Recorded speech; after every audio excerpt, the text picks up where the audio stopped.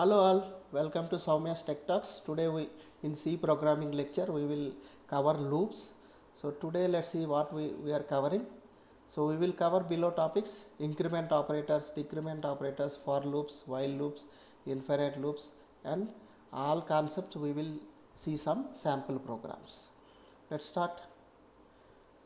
So when comes to increment operators, so increment operator will increase any operand value like integer, character, short or any floating. So by 1, the value will be incremented by 1. It is denoted by a symbol plus plus. Okay. So in increment operators there are two types. One is pre-increment operator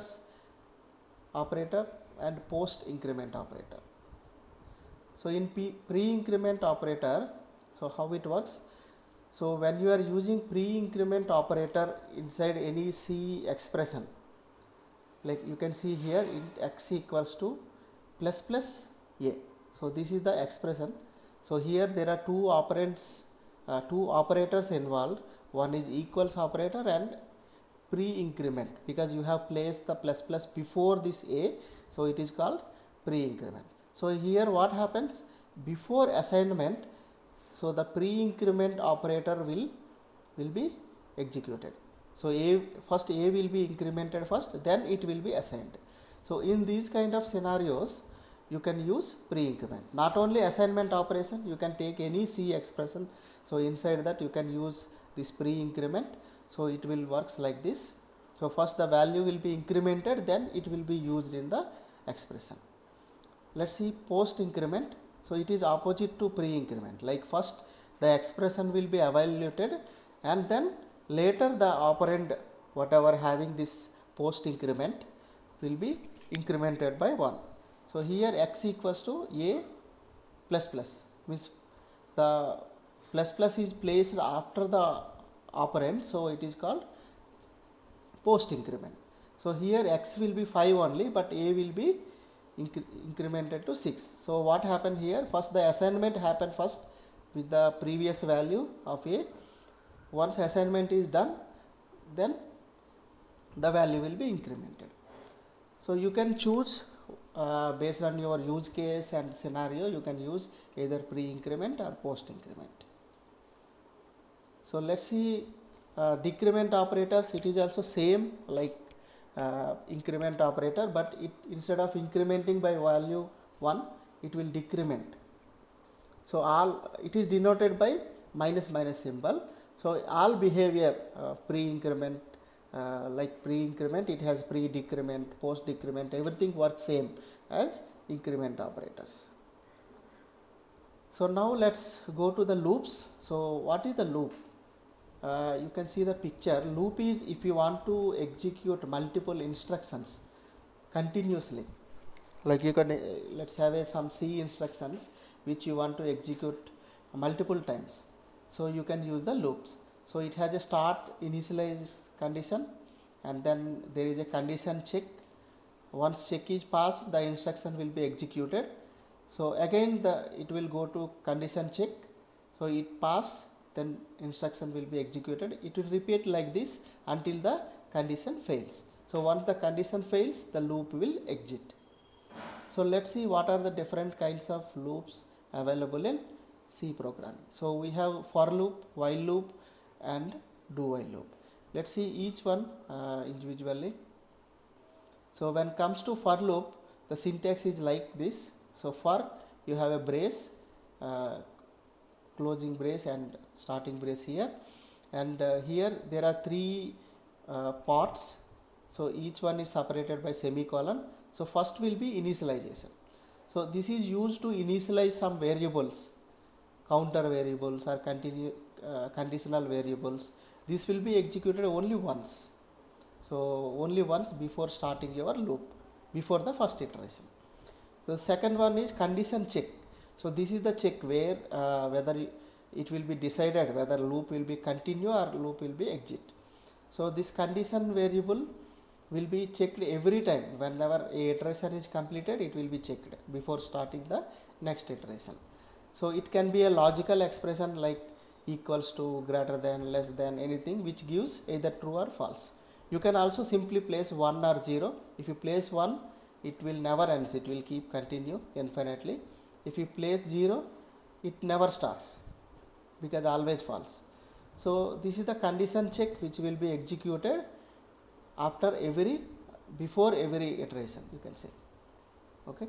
So then the third part, so it is the update section. So you can update, increment or change the value of any condition variables or counters here. So this is the for loop. Let's see an example for loop. So this is, see, I am printing numbers 1 to 5. So first one, initialization, it is executed once. So I am initializing a variable I to 1, and then the condition is until I is less than or equals to 5. So the update section is incrementing of I. So here it's only one instruction, I am just printing it. So the loop will continue. Once the value I value becomes 6, this condition will fail and then it will exit.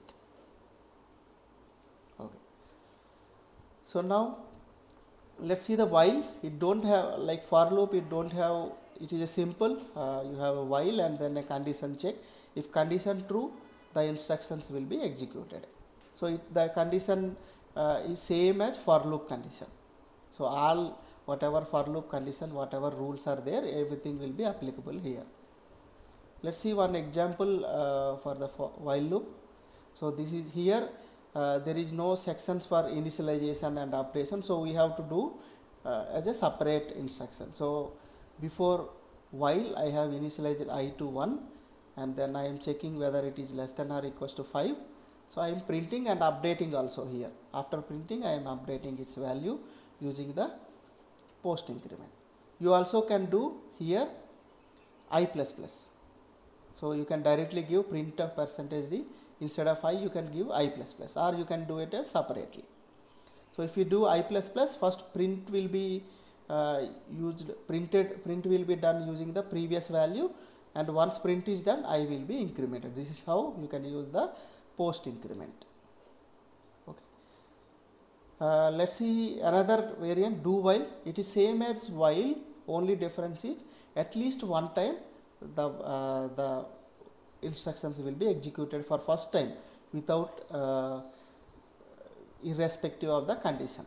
So next time onwards, the condition will be checked. So you can use it as per your scenario and use cases. So now there are separate statements like break statement, like in your instruction, let's say upon some condition you want to break or exit the loop, like this. For example, you have a loop and you have a condition. If it is true, you will break, means exit the loop. So here, irrespective of this condition, the loop will be terminated. So this is the break statement. So this is done using break semicolon. And there is a continue statement where you want to skip some instructions for a iteration. If you are based on the condition, you want to skip some instructions, you don't want to run, then you can use the continue. Like you have a condition and then you write continue, then that instructions below this continue statement will not be executed and next iteration will be started. So you, in this way you can skip if there is some condition which is met, you can skip some of instructions of the loop block. This is how you can use the continue and break statements. So now let's go to infinite loops. Like for example, a loop never ends, it will keep continuing. So why it happens? Like there is a logical error in your condition check which never become false, it always returns true, so that the loop never ends and keep executing the instruction. So also there is a case like programmers will add intentionally sometimes to the busy wait. So this will be used in the embedded systems. So what is the problems with the infinite loop? The system will be hanged, unresponsive. So as the system is busy executing the loop always, it never take any other instructions, so it will be hang state. So it is inconvenience to user. User has to either restart the system or restart the application, or you have to, in mobile applications or Windows, you have to terminate or kill the application and launch it again. So that will be inconvenience. So what is the pros? Like sometimes there is a need for infinite loop. So it is mostly used in embedded systems. Like in case of embedded systems, if there is any error condition, so they will start a busy loop, infinite loop, so that the system will be hanged and it will be reset by the watchdog. So that is a different concept. So when the system is busy in executing any loop and it is not handling any resetting the watchdog, so watchdog reset will happen and the system will reset. So this will be used inside embedded systems in case of error conditions. And also if you are creating a separate thread or task in your application, which you can start a busy loop which will continuously doing that busy task or executing some statements until the thread or task is terminated. So in these cases we can use the infinite loops, but normally infinite loops are not good, as the system is unresponsive and it will gives inconvenience to the user. We have to take care that the loop never goes to infinite loop. Okay, so this is what we have covered. Let's see some code of infinite loop. So here you can see the for. I didn't give anything in this uh, initialization section or condition check, everything I just leave blank. So it will keep on, this bg will be printed, keep on. And there is another variant, another case where I just make I equals to 0, I plus plus. Here I, in case of condition, I just give 1, means it is always true. So it will be keep on printing the I value, it never ends. So here in case of infinite loop, let's while 1, means while 1 means 1 is always true, so it will keep on doing the busy loop. So this way you can, if you want to implement, you can implement the infinite loops. Okay, so this is the end of this lecture. Thanks for watching. Please like and subscribe and also share with your friends.